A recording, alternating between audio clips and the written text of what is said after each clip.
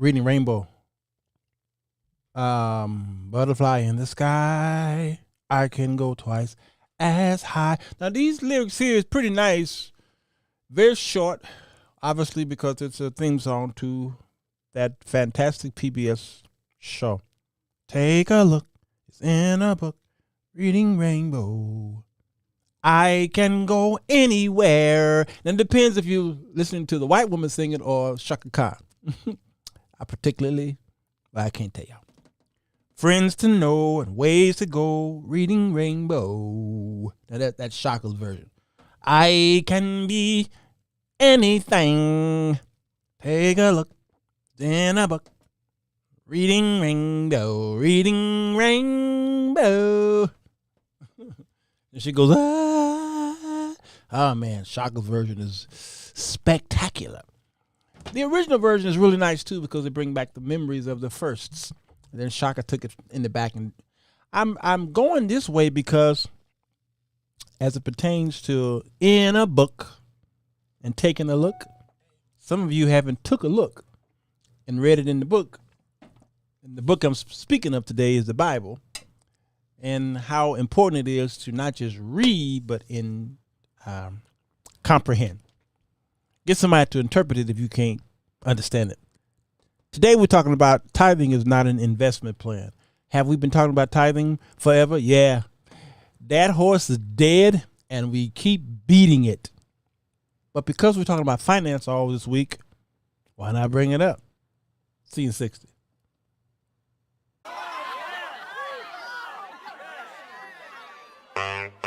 Report live 7 days a week, always on time, but his time is not free. Sirwalterj Jones, always on fleek. Latest trending topics, how you jumping out your seat. Controversial subjects, others can't touch it. Community full of people throwing rocks from the bunkers to politics, finance, music, and religion. Stirring up the poverty, bring healing to the village. Son named Walter, daughter named Rebecca. Grew up on the south side, who knew it better. Sirwalterj Jones, from the Tribeca. He got something to say, put your hands together.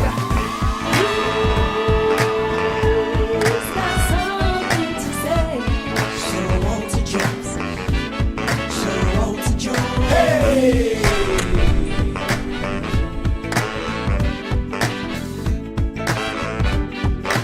Come on in, the water is fine. The water's fine.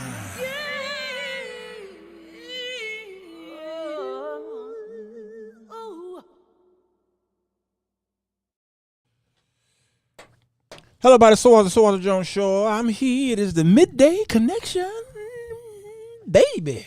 Come on in. How y'all doing? Water's fine. Water's fine.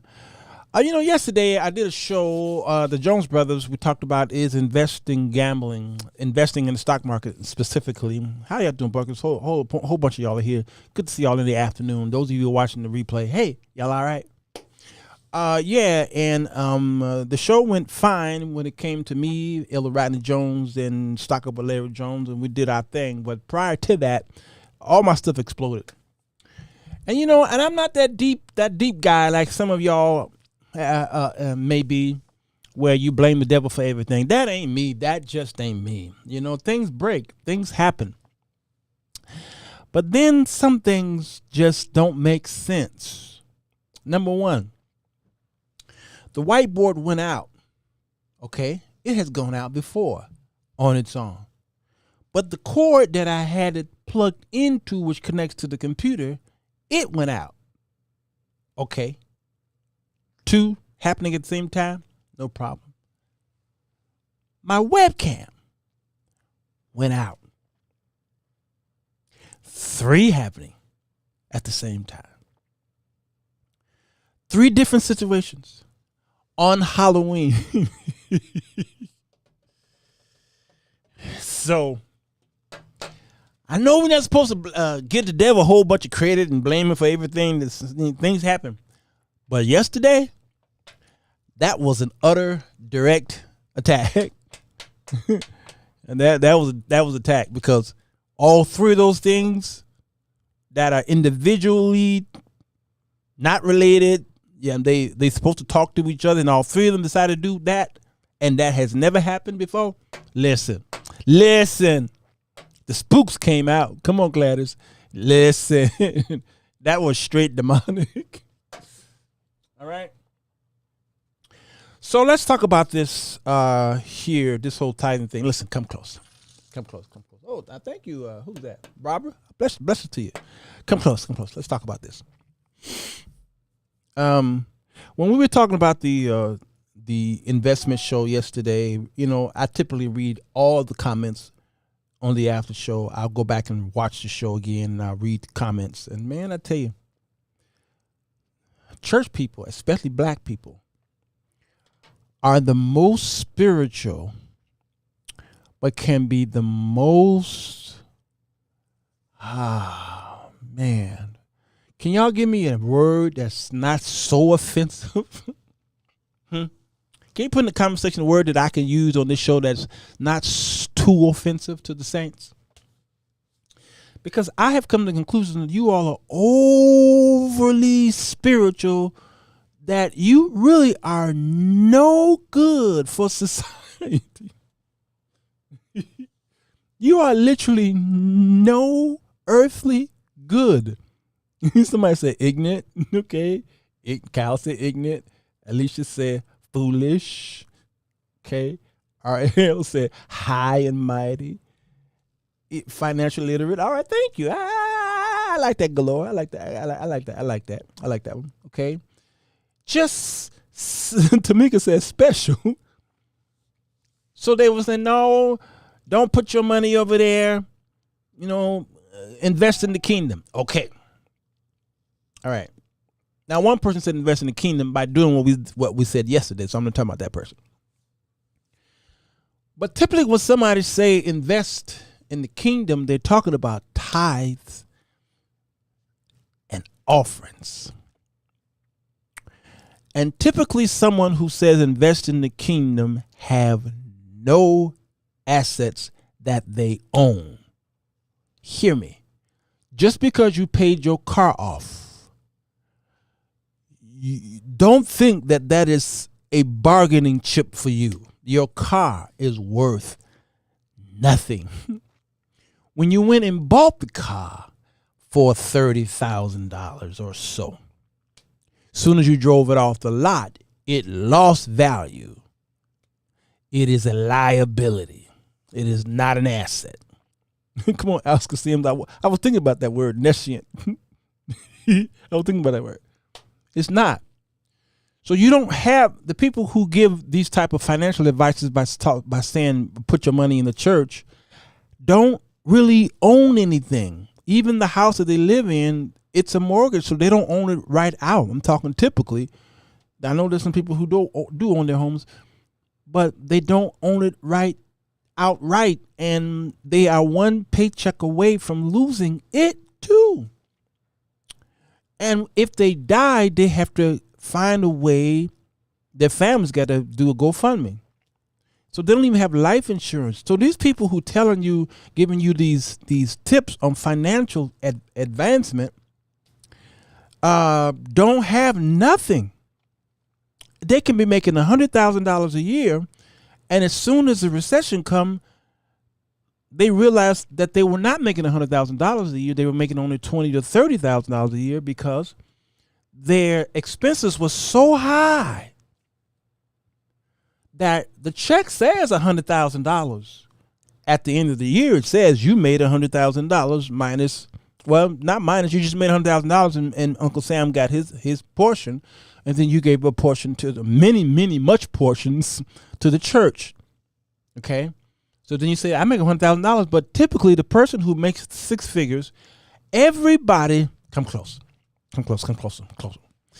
Everybody I know who makes six figures, and I mean, and I'm not being facetious here, not almost everybody I know who make six figures, and I know a whole lot of them. Many of my friends make six figures. Every single last one of them says the same thing to me. Where is the money going? They all say to me, I don't feel like I'm making six figures. they all say the same thing. All of them. I've never met one yet who made six figures saying, I feel like I'm a six-fillionaire. Never met one. I've never. They all, because the more you make, the more you spend. And so they are many of them are upside down on their homes and cars and what have you.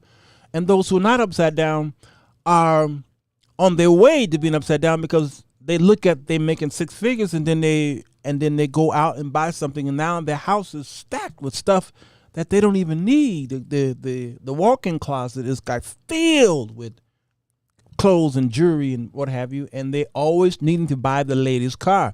After a few years, their car get old, they go and buy another and go back into debt, and they stay within paying a car note for life. This is the mentality of the impoverished. Even though you're making six figures, this is the mentality of the impoverished. So there's a difference between the person who is rich and the person who's wealthy. Wealthy people have a different mentality. Wealth is a mentality. Rich is outside. It is fragile. It is wasteful. It is like, we just do whatever we want to. Wealthy people are, their monies and their wealth is used on generation. The rich people, they live, typically year to year, fiscal year to fiscal year, what have you. Poor people typically live check to check, but wealthy people live from generation to generation. That's why when you hear the names of the Rockefellers and the Bilderbergs and even the Kennedys, even the Clintons, believe it or not, when you hear those last names, you think generation.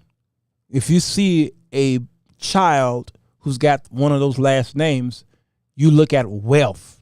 Not so much rich. You look at wealth because it was passed down to them. Do y'all understand what I'm saying?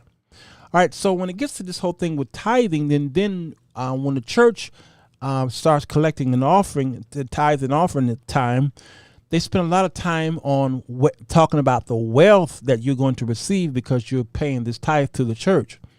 The problem is that every church that does this say that this is going to happen when you're in that particular building. Notice that. Whenever you're in that building, then the wealth talks. You can go to a 4:00 service for an anniversary or a choir, something, what have you, and then they raise an offering, and the rhetoric is the same at that church. And then you're going to go back to a night, back in the day, that's what we did. We went to 3 and 4 services on Sunday. You go back to your night service at your church, and then the same rhetoric goes on. It's like, wait a minute, but I gave this morning, so I should be fine with the one I gave this morning. I went over here, they're saying, if I give, this is going to happen. Now, tonight, I'm over here, they said this is going to happen. And it's like, and then some are so bold, like Juanita to the Bynum says, if you don't give this $1,000 in this room right now, then you will not be blessed. Paula White said this the other day, if you don't give this money, she said 3,000, 10,000. I can't remember how many thousands she wanted to raise that day. You won't be blessed, or these things won't happen to you, because it has to happen in her church, at her convention, at his conference. It's got to happen there. And you all are so weak. You all are so weak. Let me see. This is Brother Larry. Hold on. I don't know if I can do this, Brother Larry. Can I drop it here? You all are so weak. I don't know if it's going to work, though. Maybe it will work. Hold on. My brother Larry wants to come on, and I want to see if I can drop him a link. And typically, many of the females fall for this. And I know I get in trouble when I mention that. Okay, I copied it. And can I drop it over here? Where is he? There's Larry right there. See if he can come in here. Yeah, typically many of the women they get pulled into that, and it's a shame that you've got somebody who you've been trusting all of my dear life, and now your life, who's been giving you all of these wonderful tips on finance, on health, on legal. issues and what have you, you going to your pastor for all these all this advice about the total man, and he don't even own his own home. He don't even have any investment. He has not. He's scared of the stock market because he think it's and then some of them are so heavy, so over large that they have to sit down to preach, but yet he's giving you tips on how to stay healthy and what to eat and what not to eat, and he eats at Burger King every day. I mean, you all putting your trust in these people. You're putting your trust in these people, and you're following their every whim, and you find yourself impoverished. It's really a shame, and I'm here to try to kind of help you all get past that. And so again, I plan to be doing this from now on. We've been talking about financial shows on this show for years. And many of you have decided to and decide that your life is better when you are, when you're putting your monies away. I see my brother. He's here. I'm so glad he's here. You all are putting your monies where your mouth is finally, but I don't think enough of you are doing it. Enough of you are not doing it. Let me see if I can put him in here. Will this work? I used to know how to do this, and I want to see how I can get my brother in here. Yeah, because we need to find out how we're going to do this. Hold on. Da-dee-da. Da-dee-da. Hold on. I used to know how to do this.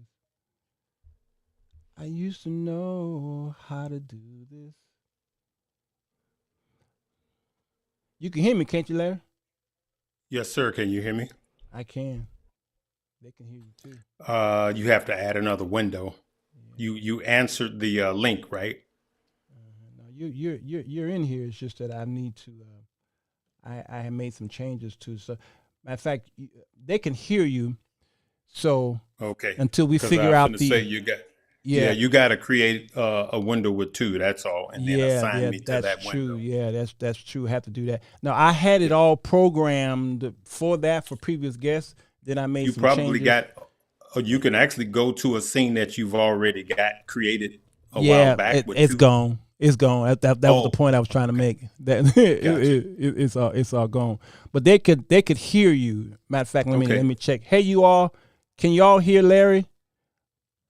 Let me know in the comment section, and until we get the video going on, you all can at least hear him. Y'all, let me know. Okay, you can. All right, they can hear you, brother. Help me out with this, man.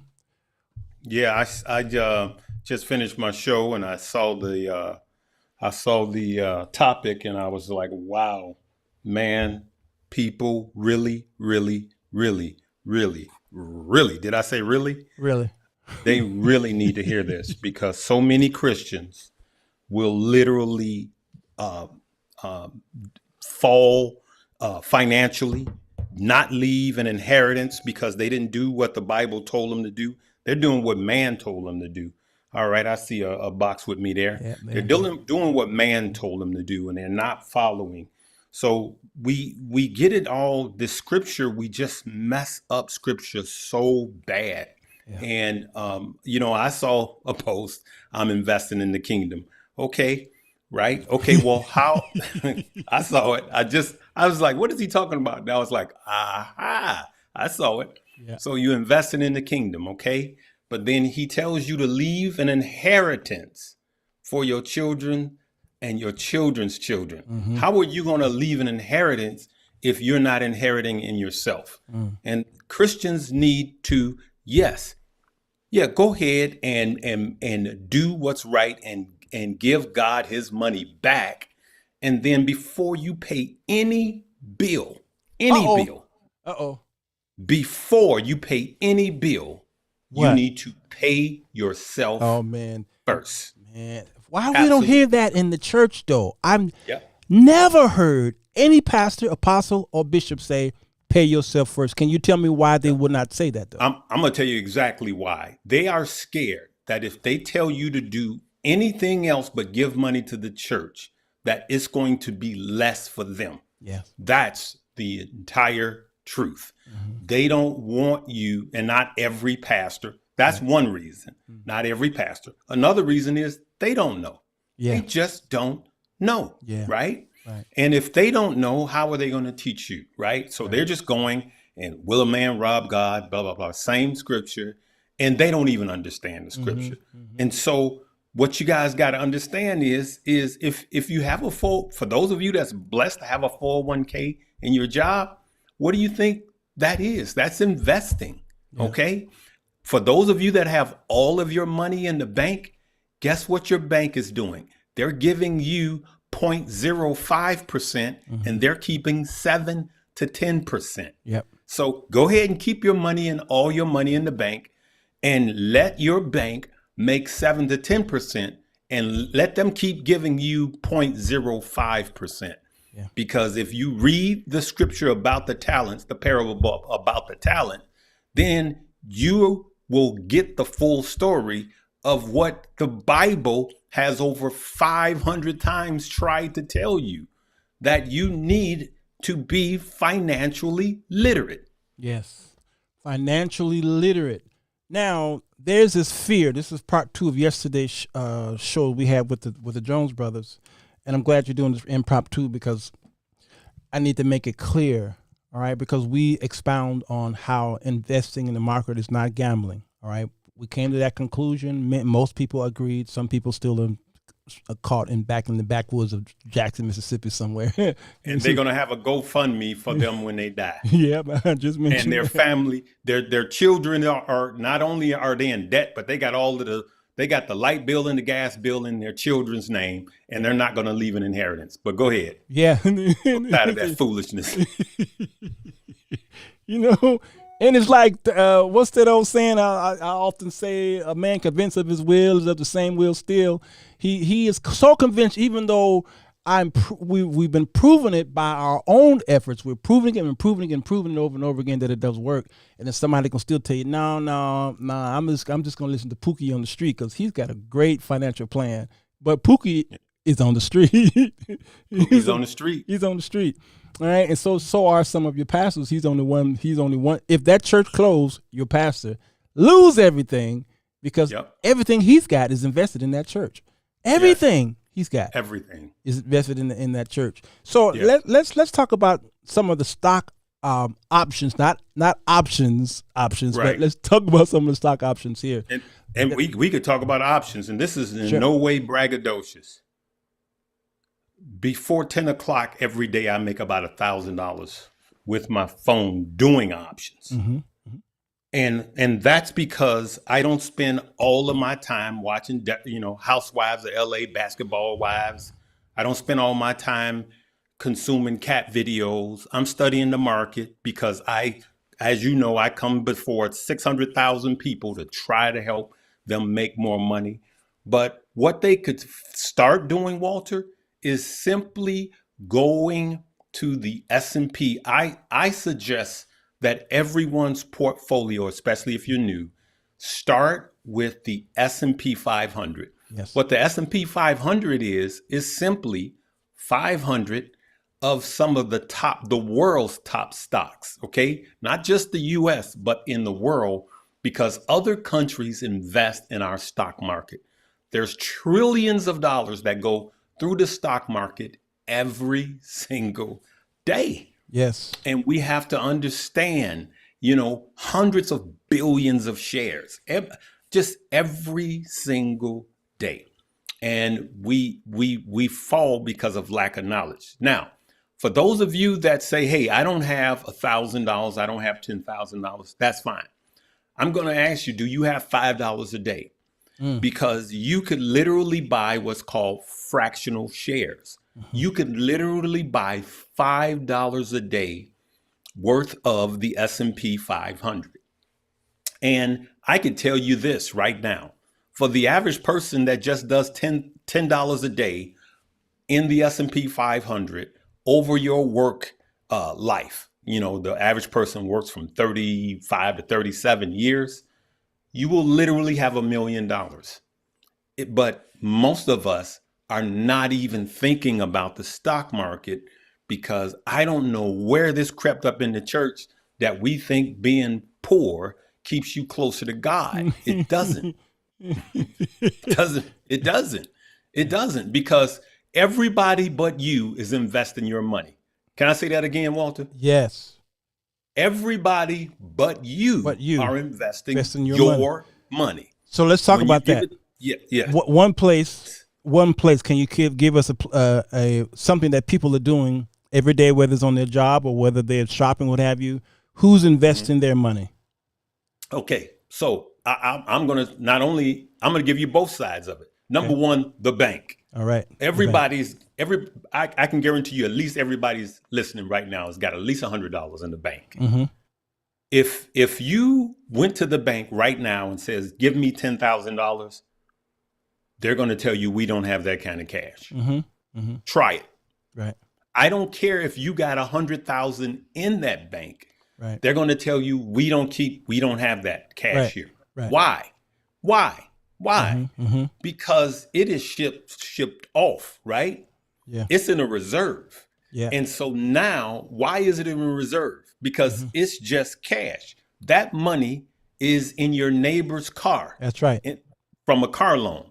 Yeah. It's in your neighbor's house from a house loan. It's in a business loan at 11%. So the bank is charging a business 11%. Yeah. And you're getting nothing because inflation is eating it up. So everybody is smarter with your money than you are. And let me give you the other side of that, Walter. Yes, sir. So what do you consume every day? Starbucks, Apple, iPads, what have you, Ulta, ladies, what are Walgreens, Walmart? I own all of those companies because they're never going away. And I literally buy shares daily and weekly for the long term. So we're not talking, for those of you that are at work, you don't have to be in front of your phone every 5 minutes. No, you just keep buying. Because I could show you a chart. I'm going to show this right now, Walter. This is going to blow most people's mind.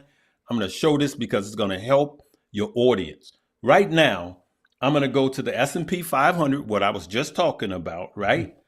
And this is the S&P 500, right? And I'm going to make it a little smaller so we can get it all in the window. There we go. Let me blow this up. Watch this. Watch this, good people. This will bless you. This will bless you. Now, that's the S&P 500, right? It's up 1% today, right? And you may say, big deal, right? Let's look at over the last 5 years. Over the last 5 years, Walter, it's up 55%.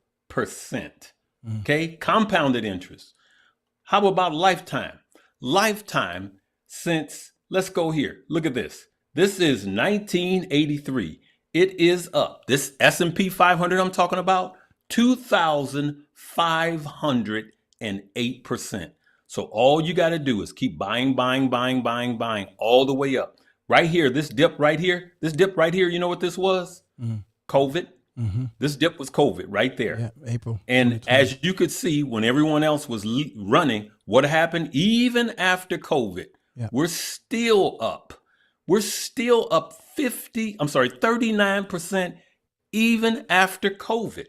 So it does not, it doesn't make any difference. So Walter, yes, sir. People are going to say, yeah, but I don't trust this.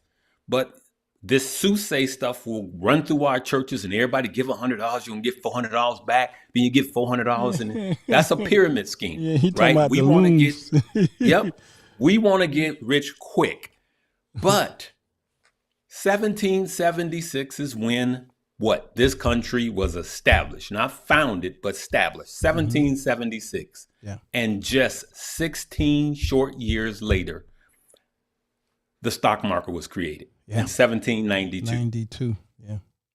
Yep. Yeah. That's powerful. 1792. Y'all do the math. 1792 to 2023. Y'all do the math. How many years is that? Now, so you're saying that the monies that we're putting into whatever, like the banks, it's going into the market, or they're making money on your money. The stores, They're making money on your money. All right. Yep. The what about the credit cards? Oh, the credit cards is literally raping our women and children. Yeah. With Viking hats on. Yeah. Like, it's bad. It's like 29%. So the first thing most people need to do is get out of debt. Yes. Just get out of debt. Yeah. So if you're at a trading level like I am, where let's say I'm making 10% in the market, right? Every year I'm making 10%. But if my credit card debt is 29%, then I really should concentrate on paying off my credit card first. Yeah. Because I'm still losing day by day. So I should be paying off my credit card and then investing, or invest with 3/4. Pay off the credit card with 3/4 of my extra money, and then with the last quarter invest. So get out of debt first. And you know what? Don't worry about what other people have. Don't worry. Don't listen, good people. I had one play that I made $250,000, and this is in no way braggadocious. I give God all the honor and glory, all of it. But I'm going to tell you guys right now, I'm still in my same house. Aren't I, Walter? Yeah. Mm-hmm. I'm in my same house. I still shop at Ross. My money's in the market. So, Walter, if you could write this down, it's kind of a lot, but you can paraphrase it. Mm-hmm. If your money is not working for you, you will work for money for the rest of your life. Yes. I want everybody. I know it's a lot, but I want everybody to type that in the chat. Type that in the chat. I want everybody to write this. If my money is not working for me, I will work for my money for the rest of my life. Again, if my money is not working for me, comma, I will work for my money, comma, in all caps, for the rest of my life. Amen. For the rest of your life. For the rest of your life. Absolutely. Your money should work for you because the bank money is working for them, the stores and the credit cards is working for them as well. So getting out of debt, number one, you said the first thing we should consider is to pay off these cards, right? Because do you think that is the highest debt ratio in our lives? Are these cards? It is. Actually, the Fed was talking today. Credit card debt is at an all-time high, and people are actually using credit cards to pay the basics. Mm-hmm. Credit card debt used to be because of extra disposable income. Now it's debt because people trying to eat and get gas. Even in today's market with low, quote unquote, low unemployment, one of the biggest threats to the financial markets right now is credit card debt. Compound that with school debt, which has now people got to start paying it again. We are in big trouble as a country. Yeah. We're in big trouble as a country that is. And so get those cards down. After they get the cards down, what do you suggest the next thing they should do? The next thing they should do is they need to start investing right away. Now, if you listen to a money manager, they're going to tell you, pay your credit cards down, save up enough money to cover about 3 months, rent, car note, and whatever, and then invest, right? Mm-hmm. I'm not a fan of that because I'm going to tell you why. Church folk, I'm a Kojic brat. Y'all know we never going to get to the investing. Right. So I would say take your money, your disposable income. Let's say you got $100 left over every month.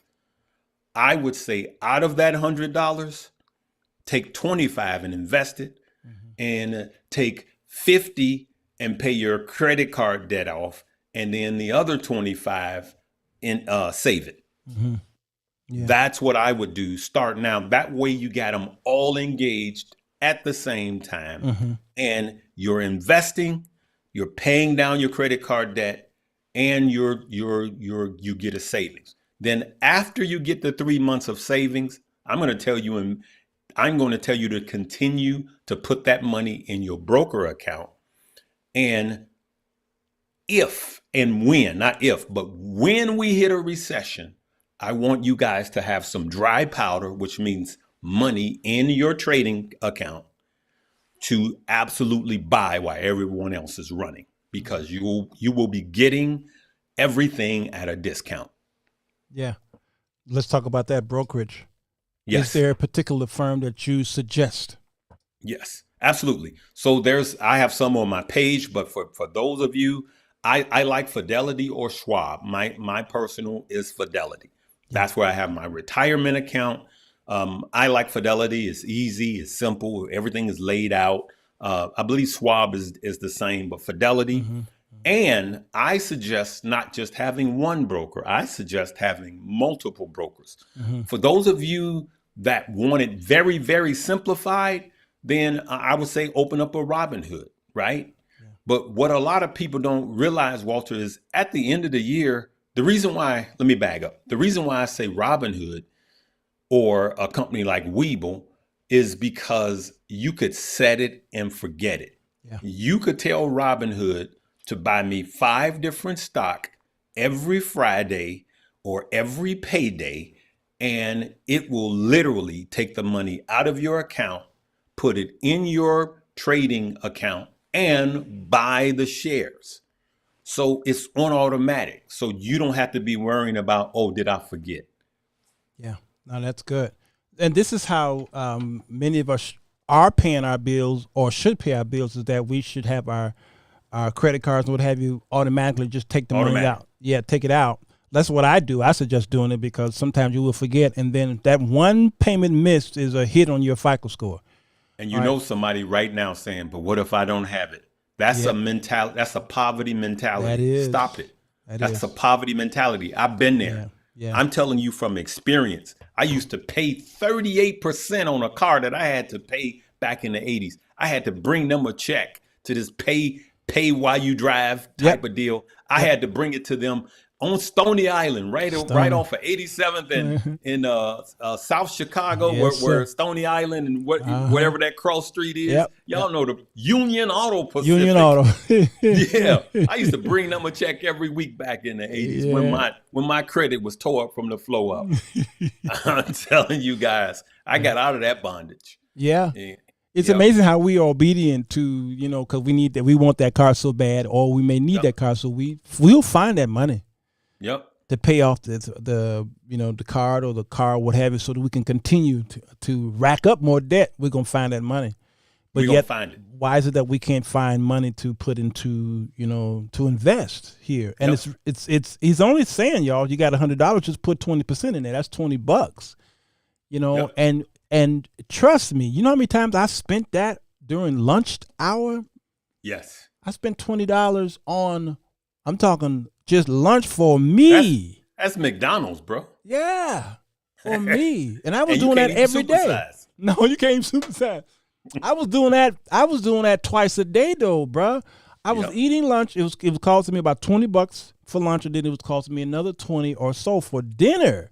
For just me, that was every day. So that's $40 a day I was spending on lunch and dinner because I was too lazy to go to the grocery store, and all this. And then I started adding that stuff up, and I almost cussed myself out at the end of the month. Hey, can I answer a question? I see Miss Rice. She says, "I'm the worst. What happens if fear sets in?" Okay, I'm the worst. You see that? Her name is Tyra Rice. Mm-hmm. Our dear friend. So. I will tell you, I used to be a victim of that, and it's Satan. I'm gonna just tell you right now, fear is Satan, right? So having fear, the 5% of the wealthiest Americans make money on fear. Fear, that's true. They know that I want you to understand that wealth is transferred. There's no new wealth being created, just like there's no new earth being manufactured. Mm-hmm. The Bible says the wealth of the wicked is transferred or stored up for the just. So how are you going to get it? Right. And so what you are doing when you put it in action, that's a faith action. Listen, when you buy Apple, Google, Amazon, Tesla, you are literally buying a piece of the company. Yes. That's what a share is. You're buying ownership into that company. So if you shop at Ulta, then own Ulta. If you have the new iPhone or the last iPhone, then own iPhone. Yes. Then you say, hey, yeah, but with the iPhone, I could just pay them $28 a month, and that's the phone and the service. Well, guess what? You can buy a fractional share of Apple, $28 a month every month. You could do that every month. Yeah, that's the same deal. Yep. Same deal. So let's talk about that, elder, brother, apostle, and prophet. Now look at this. They'll call me everything but bishop. That's gonna cost you a little bit of money. All right. Here are the 11 sectors here. Okay. Yep. I'm doing this for a reason because I want you to put them all into one thing. All right. And then I need you to call it this one thing. So if I'm interested in energy, materials, industry, healthcare, financials, I got to go to each one of these to find out which one is doing what, and it's going to take me a long time. Sometimes it's a headache. I may have to go and find somebody who'll do it for me, and I might be just interested in consumer discretionary, what have you. And all these sectors here can be much, and it's overwhelming for a person who looks at the stock market and say, I've got to spend too much time going to each sector. What advice do you give a person who feels like this is just too much to go into each sector? That's a great question, Dr. Jones. So there's something called an ETF, exchange traded fund. And what an ETF is a basket of stock all put into one.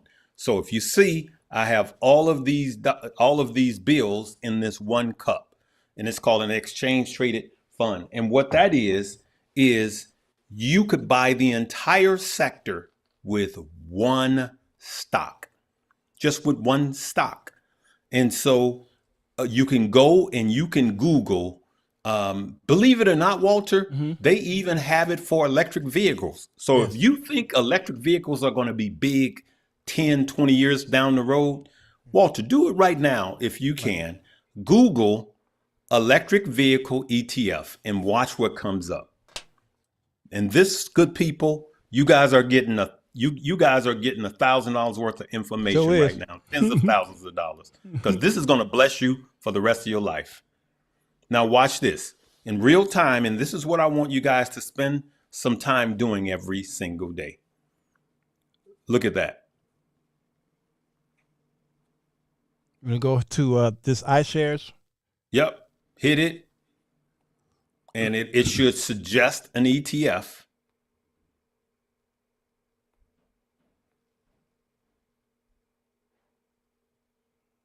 That was not a good site there. Just go back. Yeah, just go back. You know how Google is. Yeah. They'll give you a list. So there he is, 7 best electric. Watch this. Now scroll down. Keep scrolling, and there you go. Right there. Yeah. Yep. You see that? One is called CARS. KARS. Look at that. Electric vehicle. See there? So now you're not just buying Tesla. You're buying all of these different electric vehicle companies all in one basket, because it's an ETF, and ETFs are safer than just buying the one stock. Yes, it's safer. Absolutely. Now give us the difference though, because you got ETFs, which does fluctuate throughout the day. It changes, but then you have the index fund. That we see that typically is that's what it stays at that amount per day. So can you tell us the difference between the two, and what would be the best advice for a beginner, or can we use them interchangeably? You can use them interchangeably. You can get more than one fund. You can get them both. So a lot of Yes. people have both of them in their funds. Some are, you got to look at the expense ratio, how much it costs. What I like about ticker symbol VOO, all right? Ticker symbol VOO is the S&P 500. It's very cheap. Okay. So, and it's very cheap, meaning it's not going to eat away at your profits. It's less than 1%. Okay. Yeah. So it's not going to be eating at your profits. And that's why it's such a popular one. Another one is ticker symbol VTI. So Victor, Tom, I. Yes. And that's the overall stock market. So if you want to buy just the entire overall stock market, then that's VTI. That's the entire stock market, right? Around 4,500 companies, right? I like VOO in this time segment because it's the top 500 companies. But with either one, you can't lose over a 10-year period, 7 to 10 year period. Absolutely. And those of you who live in London, it's the FTSE Yes. 100, and 100. the system is still the same. You all, Yep. it operates the same way. So people were asking about the difference between an active management and passive. Passive. Okay. Can you tell us the difference? Yes. So there is a lady named Kathy Wood, and she actively manages her ETF, right? That means that it is actively managed daily, right? Some are passively managed, and the actively managed ones usually have a higher expense rate, meaning they're going to take more of the profit because they actively manage it. Meaning within that fund, it's actually what's in that fund will change daily, right? So in her fund, she has Tesla, biogenomics, and she has all of these futuristic companies in ticker symbol ARKK. I have some of that. But if one is not performing well, or she see one that is going to perform even better, she will switch it out. She will sell, 20 million shares of Tesla and get, and buy something else, SoFi or Palantir, like that. And so that's actively managed because they're managing it. So that's the difference. Yeah. Some, they just kind of set it and forget it. It's called passively managed, and some are actively managed. The ones that are actively managed, it takes more of their time, of course. So it's going to have a higher expense ratio. Yeah. Takes more of the time, which makes sense. I mean, I'm not going to just keep doing this for free. If I got a few hundred clients, I can't do it for free. Exactly. That makes sense. Exactly. So for those of you who are really interested in going further in this, we do. Brother Jones have set up a program that really would help all of you who are interested. All right, there's a link in the comment section that. I think Amber Rogers put the link in the comments section. It is my affiliate link, and you can go to YouTube in the description. It's there. All right. It's on Facebook, and it's all over the place. That link, if you are interested in learning the basics of this, that won't be so overwhelming. You don't have to watch 100 YouTube videos to find out this, that. You go to a one-stop shop. And if you notice here on the page, on the left here, it says beginning basics with Larry Jones. You got them right here, and it is power packed. It takes you from the beginning all the way to advancement. There's charting here. There's options here with Keen and Grace. You've seen these individuals on their own separate channels, and you see the dividend investment with the Mommy Trader. And let me tell y'all, it's a lot of information here, y'all. I mean, it's a lot, and they spend quality time on these modules. And again, it's a one-stop shop, so you don't have to be going all over the place. You remember those old commercials, Larry, from the 1970s, and they would sell these records, and they would play all the songs on these records, and it would be these songs that we all love and like. Oh yeah. And Yeah. and they will say, Yeah. you don't have On to public, free public TV. yeah, right. You don't have to go over here and go to Borders Books. You can come right here for 100 songs from 1,000 artists right here. Right. Well, that's what this is, you all. Exactly. Because it can be overwhelming to go all over the internet looking for, how to do this, how to do that, how to do that, how to do this. Yeah. And it's good to just go to somebody who's got a proven track record, Yes. who's doing it every day. You know what, Walter? Can Yes, I sir. say that one of the classes that I bought was $5,000, Yeah, I and believe it. I remember when me and some other friends were looking at a $10,000 class Mm-hmm. in the early '90s, and so I've taken everything with these ladies and gentlemen and put everything in a package for you guys. And if you do want it, don't get it from my page, get it from Walter's page. He has a link there because you will help to be a blessing from him. But I will tell you, everyone that has taken the class has come back, and we have many, many, many people that have taken the class that's saying that, number one of them did a trade, and it wasn't investing, they did a trade. So you learn how to trade in there. Their first trade paid for the class twice. Okay. So I'm not telling you you're going to be this guru by taking this class, right?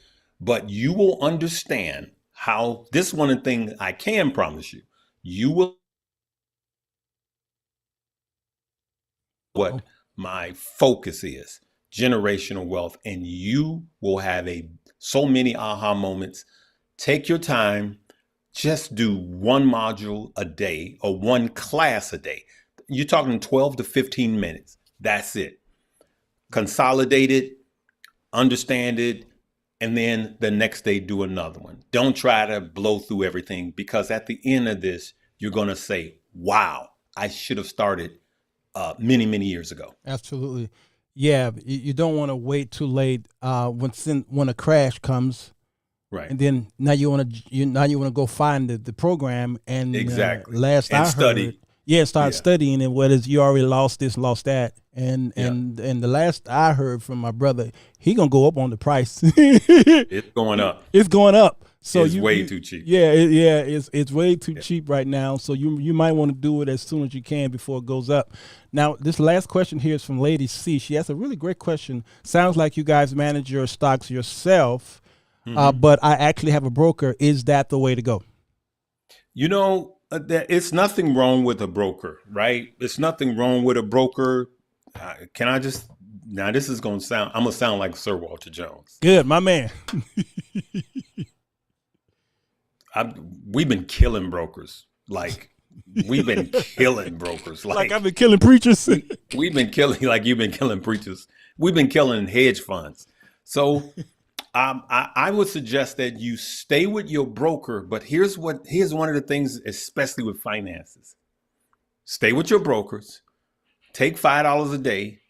Number one, purchase the class, learn it on yourself, keep your broker, and then see how you perform over a 6-month period, right, without just $5 a day. Yeah. And I'm just telling you right now that you're going to have a lot of aha moments when you know your own. Like Oprah said, you don't just cut a check. You got to know about your own finances. Right. Spend money on your own. Spend some time learning about your own finances, right?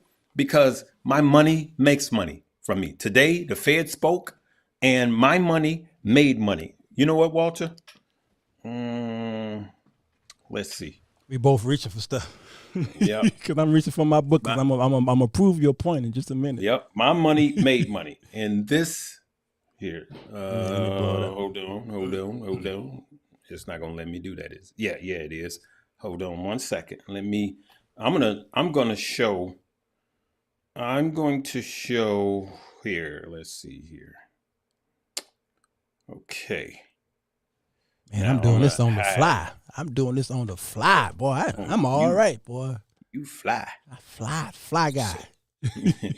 So I'm going to share, and and I'm going to share, and this is not trading, this is investing. Okay, this is investing. Now, these positions that I'm going to share with you guys, this is one of my portfolios. This is not trading. This is Google, Amazon, Apple. Okay.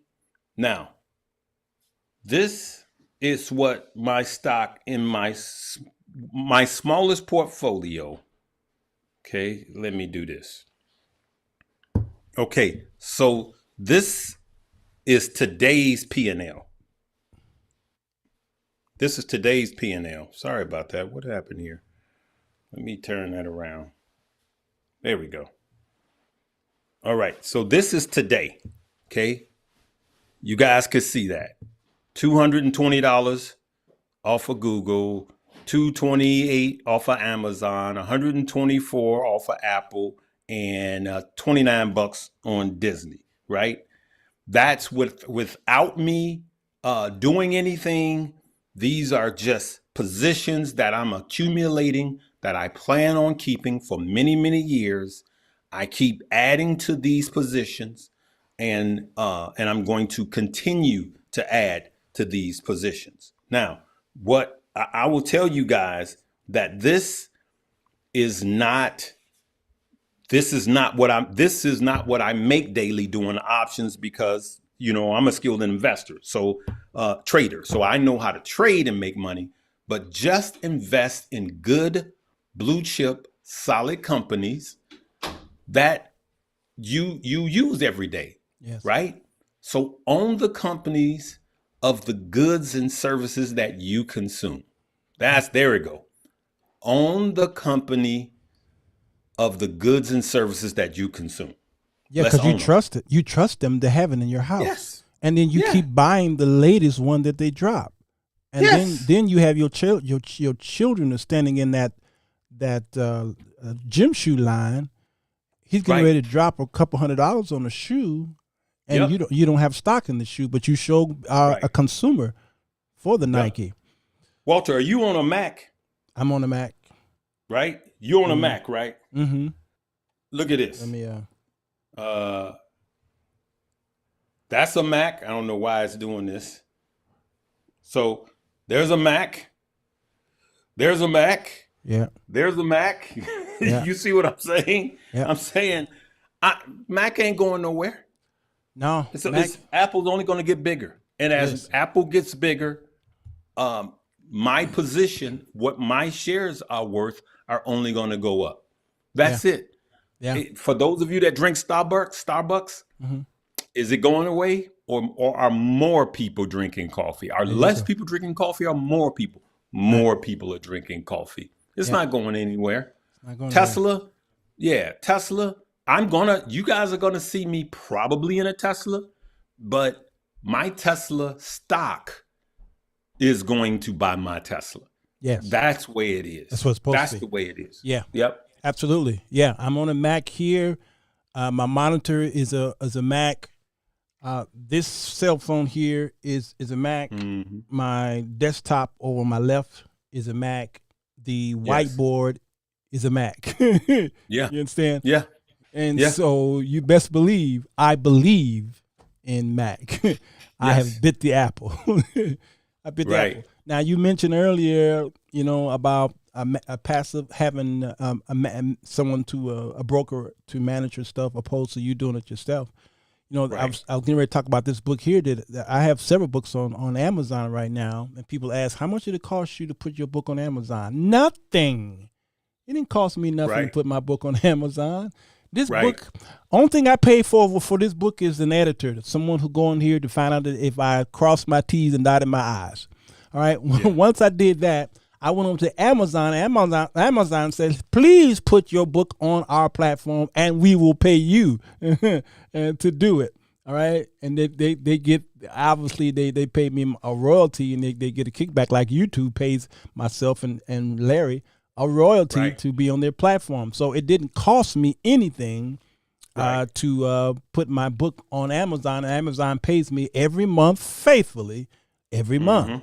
And so this is the way the stock market is. They will, depending if you're a dividend person, Right. or if you are a buy and park type person, which I like long term. You know, Right. Larry is a little more active than I am. He's all over the Yeah. place because this is what he does. He's good at that. Myself and Yeah. maybe some of you, you put that money in there and keep it there, and let it stay there because I plan on retiring on the money that I put in 20 years ago. And what I do is called DCA, dollar cost average, Yes. right? So now I've built up a lot of money dollar cost averaging because the money that I make with my company, I reinvest it. So I have more than the average American in my account. That's what I like. Yeah. So I don't, you're never gonna see me in a Lambo. I don't have to fly first class. And I travel all over the world, as you know, speaking. And I just come off a tour, Southwest. Not only is it Southwest, but because of the points that has racked up on my card, my wife flew for most of this year for free and all of next year for free. See, I know how to maximize this thing to where it works for me. So when I do travel or when I do decide to spend a little money, I'm not worried about, oh my God. No, every single day. So one of the things, Walter, I want to say to the good people is we have to stop consuming and start creating. Yeah. We're a society taught to consume. Can I blow people's mind with something, Walter? Yes, sir. Blown by. Our school system was created to teach us to be docile and prompt factory workers. That's right. Our school system right now is teaching your kids and your grandkids how to be factory workers, right? Still. They won't let this type of stuff be taught in schools. They'll let the credit card companies come and run rampant. And you say, well, why? That doesn't make any sense. It does. Who do you think owns the biggest debt to credit card debt? The government does. Yes. Right? So we are indebted to the government for this credit card debt. And don't you for 1 minute think that our current president thought that he was going to get a pass on clearing out your school debt. He knew exactly what was going to go on. Yep. And we keep falling for this okie doke. I'm telling you guys, I do this 14 hours a day. I'm telling you guys, once you understand this financial system, you understand that the 5% is betting on the dumb mistakes of the 95% every single day to keep them the 5%. 5% of America owns more than 60% of all the wealth because you are programmed to consume and not create. And what I mean by create generational wealth. That should make somebody faint. It's really sad. While I got him here, because I don't know when I'm gonna get him again, you all. I got a couple questions here that I want him to hit right quick. Sharon Walker first. I see you, Oscar Sims. I see two questions from you right quick, and I'm gonna put a star next to your name so that I can get you. But Sharon Walker asked a question earlier. You said to pay off the credit card, but they say you need credit debt to keep a good credit score. Is this a myth? Do you understand? No, it's not. So I had credit cards, right? 2021 was a mind-blowing year for me. 2020 and 2021 was a mind-blowing year for me, right? I got into cryptocurrency and I turned $2,400 into $53,000, right? And then doubled that.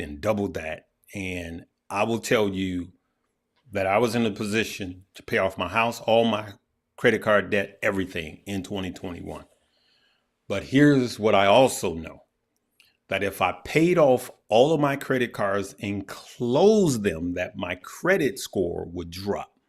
So what what is good to do is to pay them off and not close them, because the hit is when you close them, right?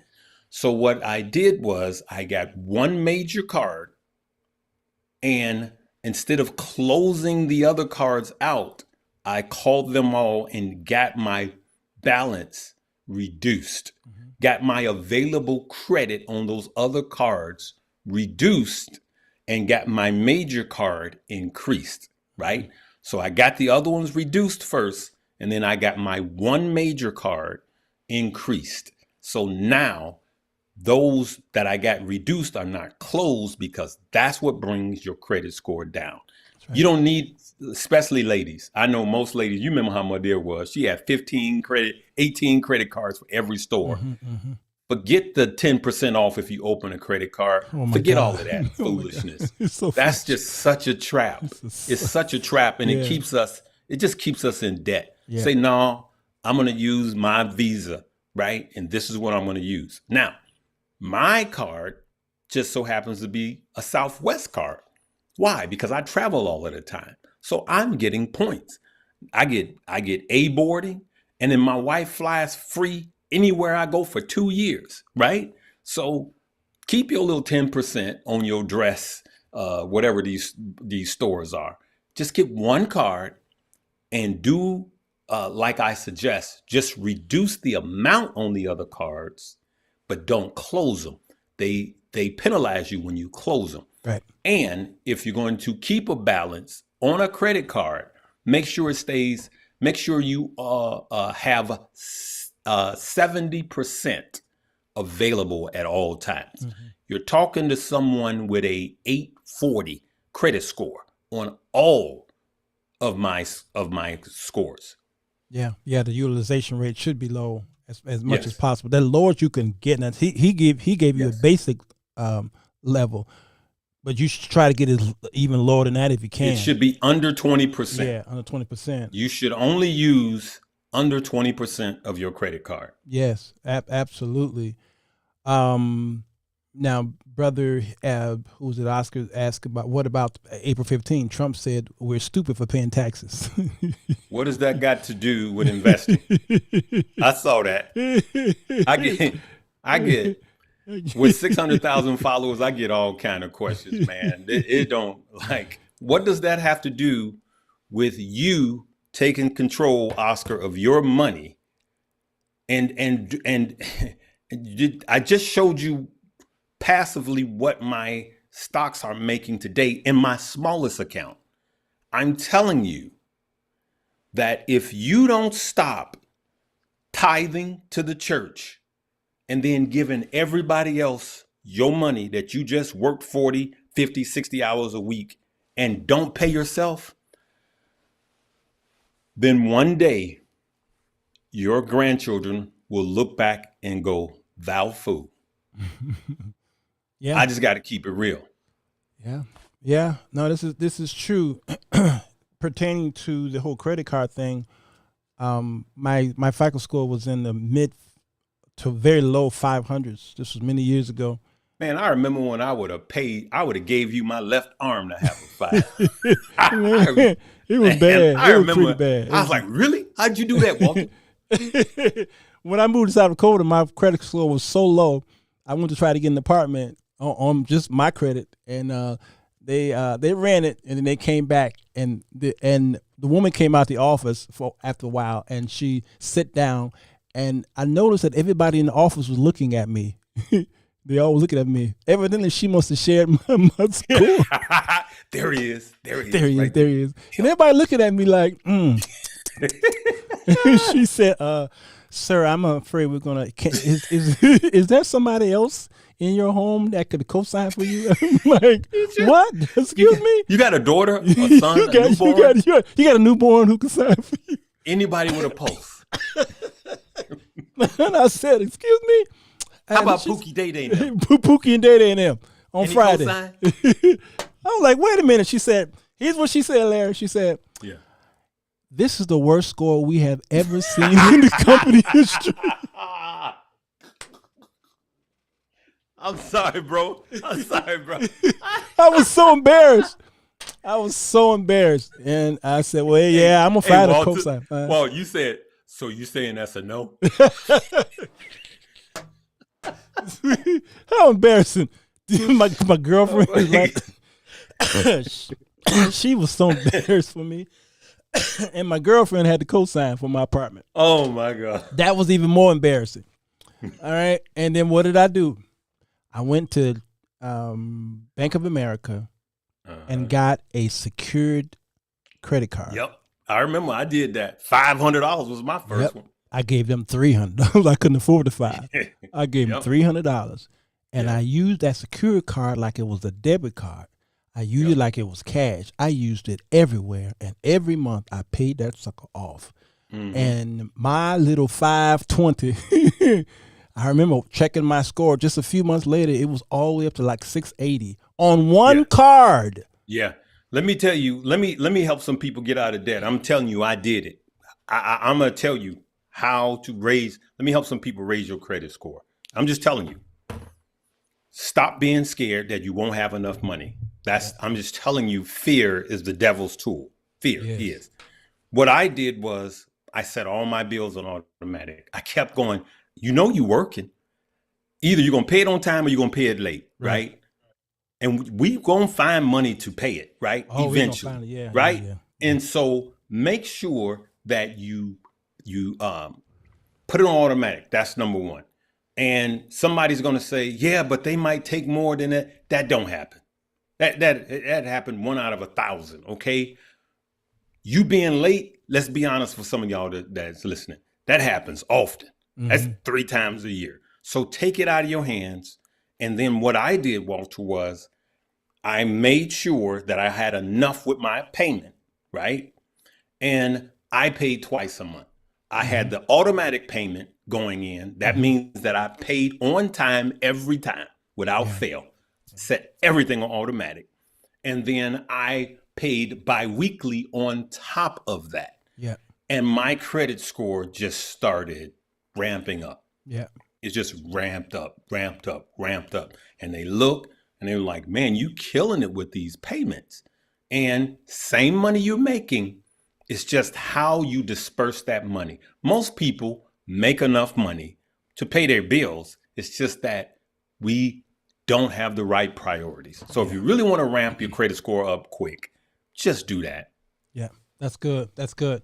I typically pay my credit cards before the bill is due, before the even interest hit. I just hit it early, and it'll help you maintain. And you're right. When once an account is closed, it really hits you. When I paid off my car, my credit score dropped considerably because I paid it off. Now I'm not going to keep buying a new car so I can keep my FICO score up. That's ridiculous. But when it comes to my credit cards, you can keep the account current and buy a stick of gum. But you know what I pay with my Southwest card? Should I say my wife does? Yeah. My tithe. All my bills. The only thing that's not paid with that is the mortgage. So it's the stuff that I have to use anyway. I have to use anyway. Yep. Same here. Same here. Yep. Well, every time I go to the store, I bypass my debit card from the bank and go right to the credit card and give it to them. I don't care if it's $20. I do that, and then I just pay that thing off just to keep myself current, because there is a time that I know that I may gonna need a good FICO score to get something that I need. I told y'all all when I was trying to fix my teeth. Not trying, I did. I repaired my teeth, and it cost me almost $10,000. Y'all, he needed. Let me tell you something. Growing up with Walter, we used to call him Beaver. He was like that.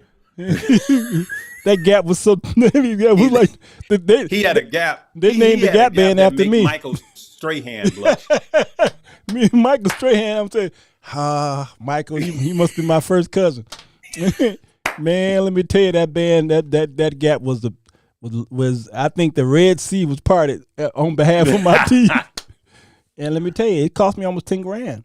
But when I walked into I didn't have no insurance. But the lady said, "What about your score? I mean, if you got a decent score, we'll give you the money for it." And I was like, all this work is getting ready to pay off. All this work is getting ready to pay off. And I said, "Run it." She said, "You sure?" I said, "Run it, run it."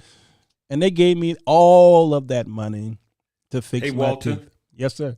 I want to play something off of one of my videos that is going to bless everybody here. And what I want to do is, and this is actually a portion, this is actually, this lesson is on my page, but it's in the class, a portion of this. I want everyone, I'm going to play it, and I want everyone, when this live broadcast is over, I want everyone to go back and see what the time frame is. I want you to go back, watch this again, and leave a comment after the broadcast is over. Leave it in the comment section if this opens your eyes, okay? So I want you guys to come back when we finish this. I'm going to play this video for you guys, and this is going to blow some of you guys' minds, right?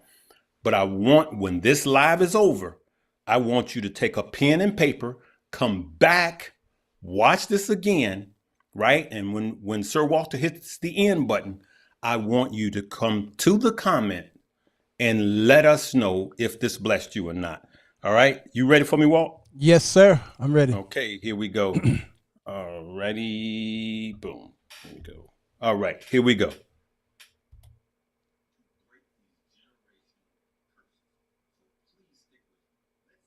The audio.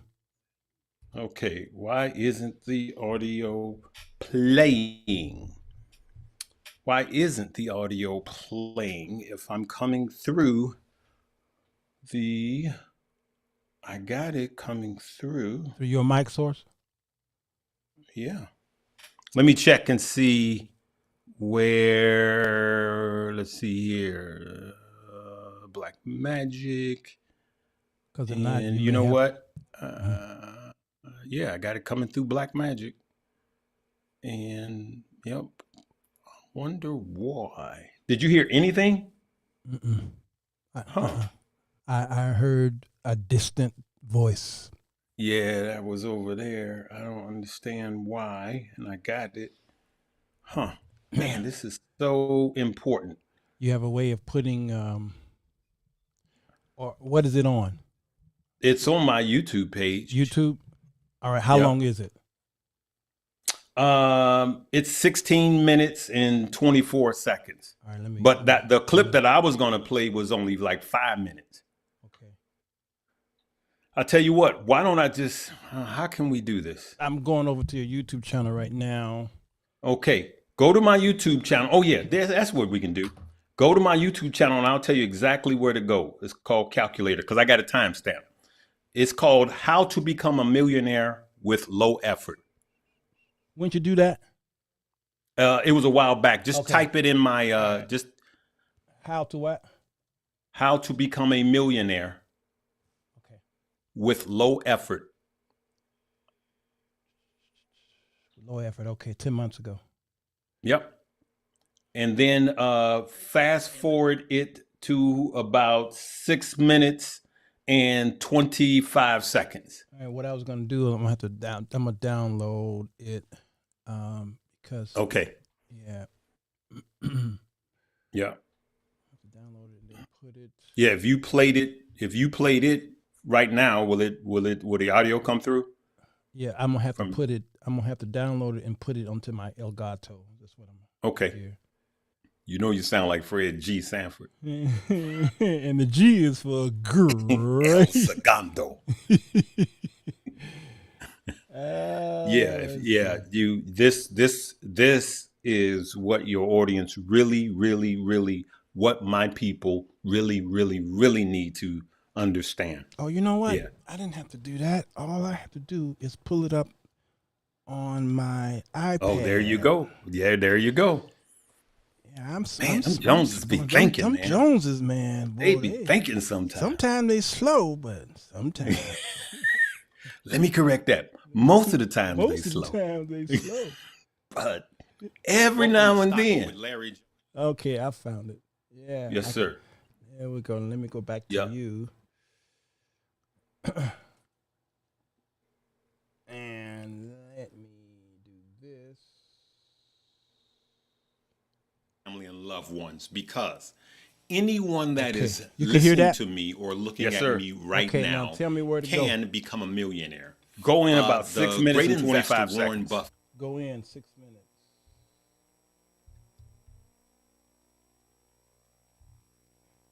afford a share.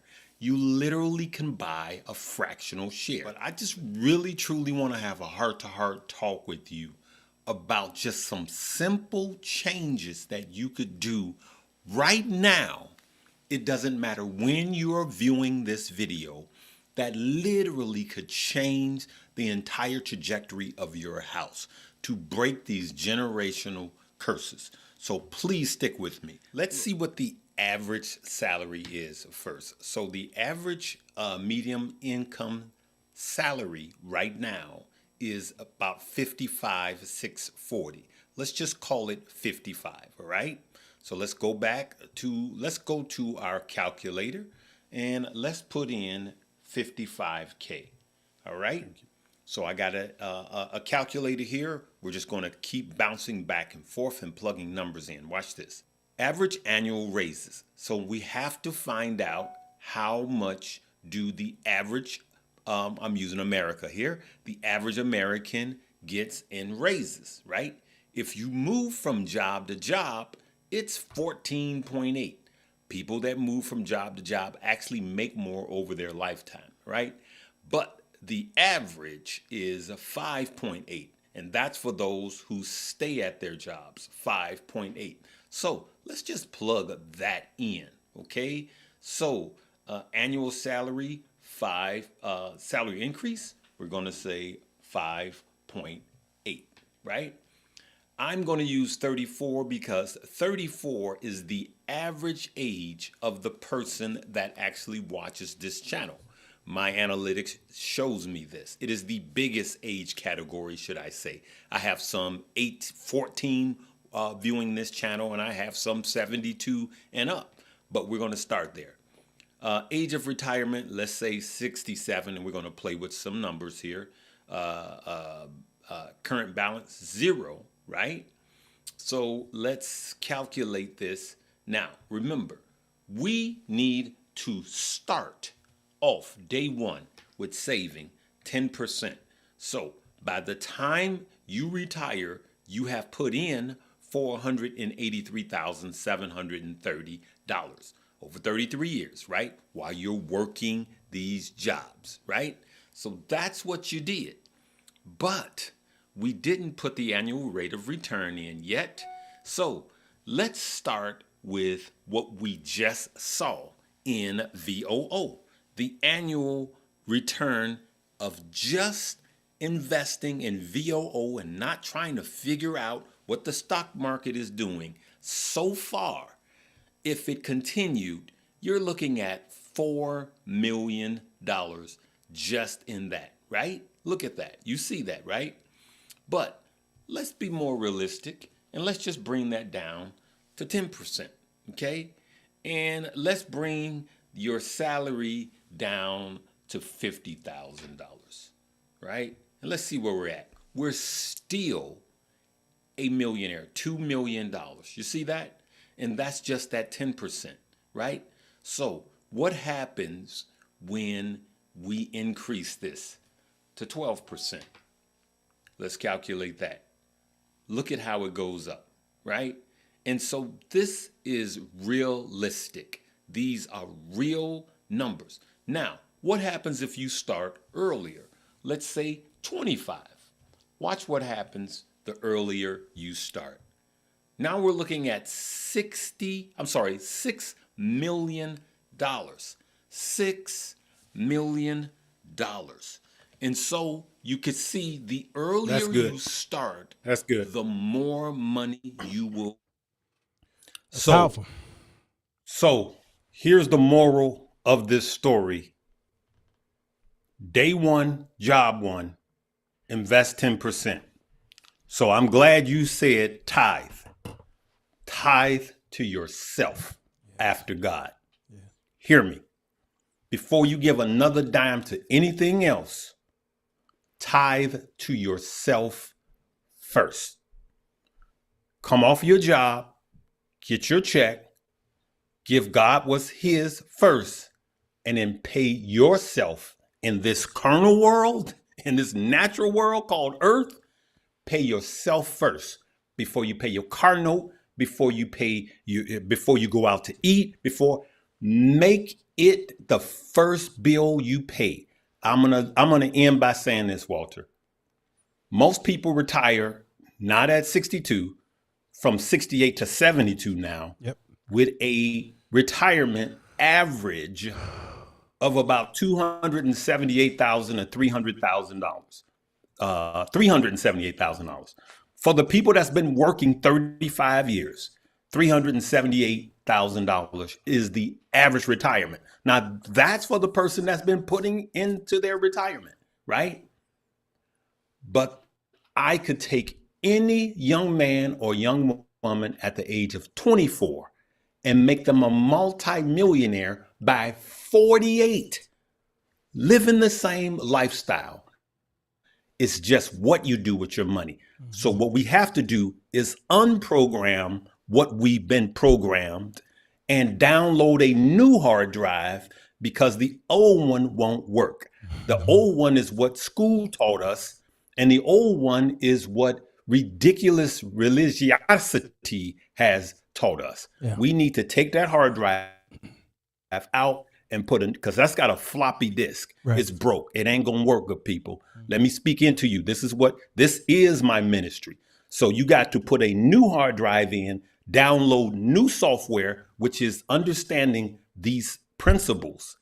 And then every day, soon as you set it up, just breathe. All you got to do, all you need is time and consistency. I'm going to leave it right there. Time and consistency. That's a great way to leave it. Because your video is choppy right now, but your audio is good. Yeah, I guess our apples are freezing. Yeah. Somebody mentioned the owner. Right, somebody said, I love Apple, but I can't stand the owner.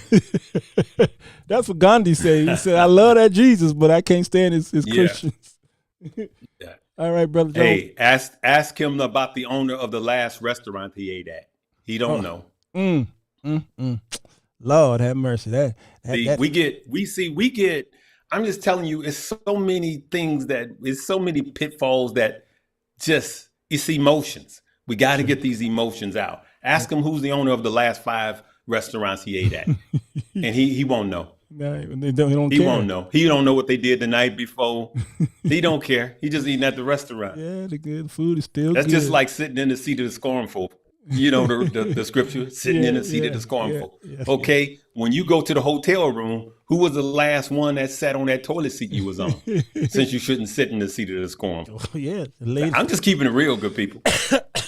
Laid on that bed too.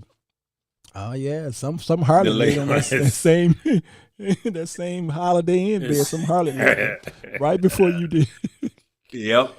Oh boy, that's good stuff. Yeah, you bought a used car, some crackhead or some drug dealer had that car before you. That's it. Yep. Y'all something else. Yeah. Something else. Yeah. You know what? I'm going to say this, because I say this, everything I say it in love, because so many people have listened to this message and I have blessed so many people. That's why I travel all over this world. And everywhere I go, people was like, man, thank you. Because people's knowledge, we fail for the lack of knowledge. People are getting the aha moment. And I'm telling you that this is my ministry. Now, on Sundays, Walter, I give an inspirational and it's Bible based. But just think about this for all of the leaders that's out there. If everyone in your congregations, 90%. So we need to start teaching people about the 90% and not just the 10%, right? Yeah. So if we increases everybody's 90%, then the 10% goes up exponentially. Yeah. There you go. I'm trying to tell y'all. Oscar said, Bill Winston, y'all's homie, said many years ago, work the system. Don't let the system work you. Yeah, there you go. Work the system. And that's true.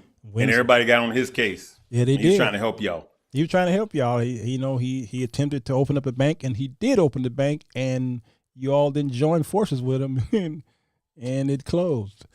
And so it's sad. That's part 2. That'd have to be a part 3 when we talk about African American wealth. Yeah. And how we just can't. Oh my goodness.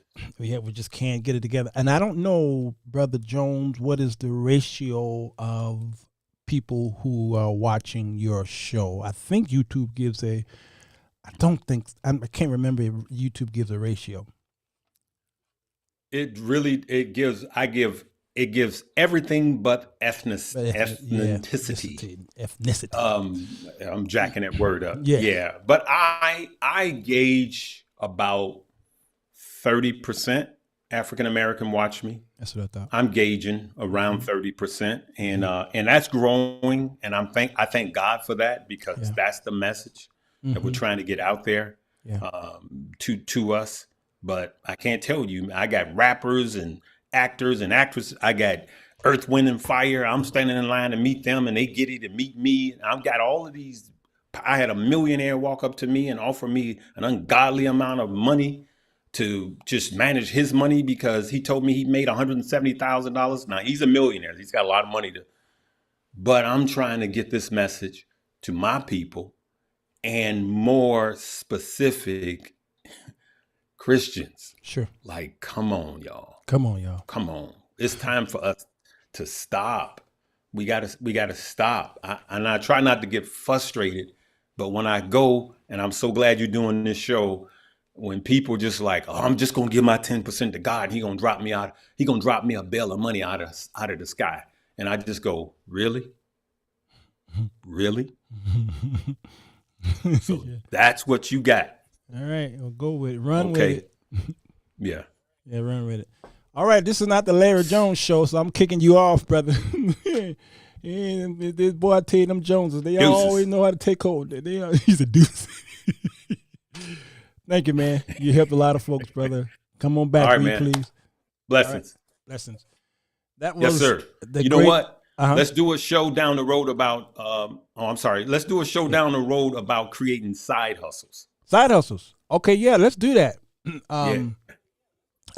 it up. I'm going to set it up next week. That sounds good. That's we talk about streams of income. All right, because there's different streams that we could use. Yes, sir. Blessings, man. Take care of yourself. Peace. Yeah, please to you. Yes, sir. Yeah, so there he was, you all, the great Larry Jones from Stock Up, and yes, it's my real brother. Yes, it's my real brother, and it's quite a few of us. It's 9 of us, and we all are doing something, trying our best to stay out of trouble, because we were doing a lot of trouble. Now we're doing good trouble. Hope you got something out of this class tonight. It was prompt today. Well, there might be tonight for you. It's kind of impromptu. I didn't know he was coming on the show. He hit me up with a text, and I figured, you know what, this was a great idea for him to come in, since yesterday I was kind of jacked up. All right, so if you all who are tithe payers continue to pay your tithe, because some of you you feel convicted if you don't give a 10th part of your monies to your church. Boo-boo, do whatever you need to do to satisfy your fear. Did you hear me? Come close. Uncle Sir's, he's going to end the show, but I want you to come closer. You're not close enough. Do whatever you need to do to satisfy your fear. All right? Continue to pay your tithe to your church. And then you can say, God, I did my thing for the week. Next week, I'm coming back to continue to satisfy my fear. All right. The rest of us are going to move on to a newness of life. Because when we get to a certain age, or before we get to that age and our body starts shutting down when we can't go to work, we're going to go back into all of what we've learned over the years and the monies we put away in investment, and then we're going to pull from that and live off of it, all right, until we die, and pass the rest of it to our posterity. Those of you who are living on your fears, feeling that God's going to curse you because you didn't give a 10th part to a building, boo-boo, do whatever you need to do to satisfy that fear. Because last I checked, the same book says that God has not given you the spirit of fear. As Paul was speaking to Timothy, laid hands on him. He has not given you the spirit of fear, but of power and of love. And what kind of mind? Put that in the comment section. You understand? So Jesus died on the cross and he became a CURSE for us so that we don't have to worry about that no more. So I don't wake up living in fear anymore. I wake up and I sit at this desk and I try to figure out what else can I do to make sure that Walter Jones III, Charles Bates Jr., and Loyal Amir, those are my grandbabies. I sit here to try to figure out how much more can I leave them. How much more can I don't be thinking about Rebecca or Walter Jr. The scripture says a good man leaves an inheritance to his children's cheering. I ain't worried about them two. Them two working hard to leave an inheritance to my grandchildren's cheering. You understand? So they're gonna be all right. They're gonna be all right. I've already in the mode to transfer my wealth to my daughter and my son. They gonna be all right because my father transferred his wealth to me and my brothers. We already signed the paper. I have ownership in all of what my father has. I now have ownership. We already made the wealth transfer. It's time for me to transfer mine over to both of my children. All right, so that's in the works. But I'm working hard for my grandbabies. And my kids are going to do what they need to do. They got to figure it out. They can figure it out. All right? That's how wealthy people, that's how they work. Okay? And I'm hoping that you all enjoyed the show. I want you to share it.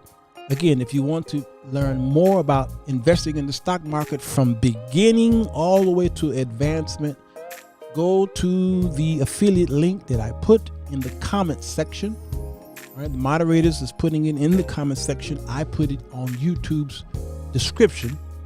All right, up under this video, there is a link. Go there and do whatever you can to get in that class.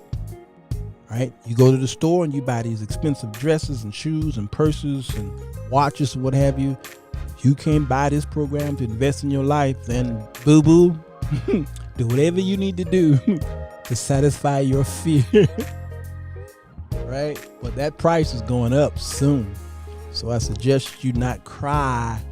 I suggest you cry now because you feel that it's tough, and don't be wailing of teeth later on. Wailing of teeth, gnashing of teeth later on when that price goes up. All right?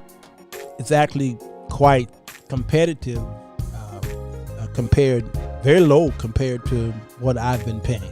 Notice he said he paid almost $10,000 for a program, $5,000. Sure, I've paid thousands of dollars to learn what I know now about everything that I do. I'm in Moody Bible Institute, and it's going to cost me about $40,000 to finish. So all the stuff that I've been teaching you all, I'm in school for it. I'm spending a lot of money, and it's going to pay off. It's already paying off. All right. So whatever you're going to do as you invest, it will pay off. God, thank you for your presence, your blessings for the people who are here. It doesn't matter about the naysayers and those who just don't want to do it. I can't worry about those people. The ones I do care so much about and thank God for, those who got the message, they are going to take the next step to get their house in order financially. Today is about finance, so that their children won't be crying twice, crying that you died and crying because you didn't leave anything. So help us, God, and those who are up in age, who are seniors, who have questions, God, I know you're going to help us to continue to help them and inform them so that they'll understand that it's not too late. It's just not too late. Even if it's just a little that they can put away, at least that little was something that they was able to put away until their demise. I know that you're going to give them wisdom on what to do, and you have the ability to redeem the time. God, I've seen you redeem the time in me. Do it again for them. Thank you for these bunkers and all these people who are here. Give them life. Give them health. Continue to bless them as they bless me. We love you, God, and we give your name the praise in Jesus' name. Thank God. Amen. All right, y'all. Thank you for those of you who've been giving to the PayPal and the Zelle and the CashApp. Listen, you have been a blessing to us. Some of you have been given to Haiti. You've been given to the single mothers. And every time y'all put that in the comment section to give here, give there, I put it where y'all tell me to put it. And families are being blessed because of what the bunkers have done. Some of you sometimes say give to the cancer, people with cancer, and bam, it goes there.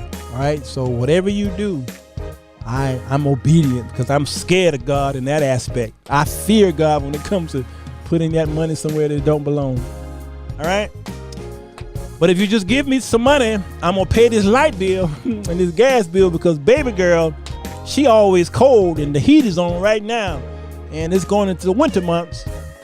And that People's Gas is high. So when y'all give to the Cash App, it goes to People's Gas Company. And baby girl is nice and cozy. She like, Daddy must have paid the bill. Thank you, bunkers. I hear baby girl at night saying, thank you, bunkers, because the heat is real high. She's like, I love the bunkers. Why, baby? Because they making sure Daddy paid the bill.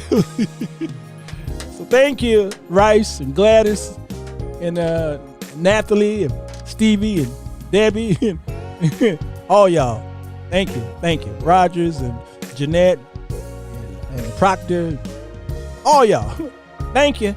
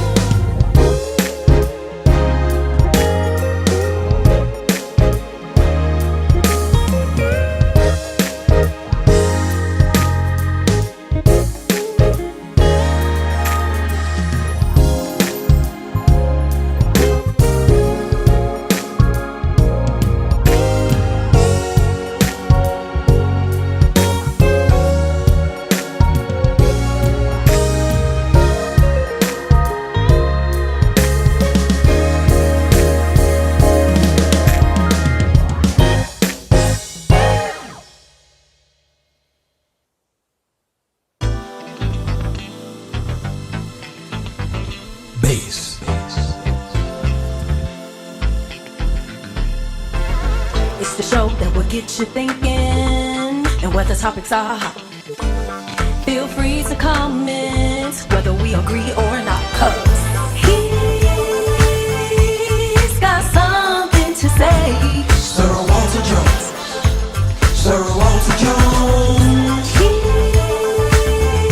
He's got something to say. Sirwalterj. Report live 7 days a week, always on time, but his time is not free. Sirwalterj Jones, always on sleek. Latest trending topics, how you jumping out your seat. He's got something to say. Come on in. The water's fine.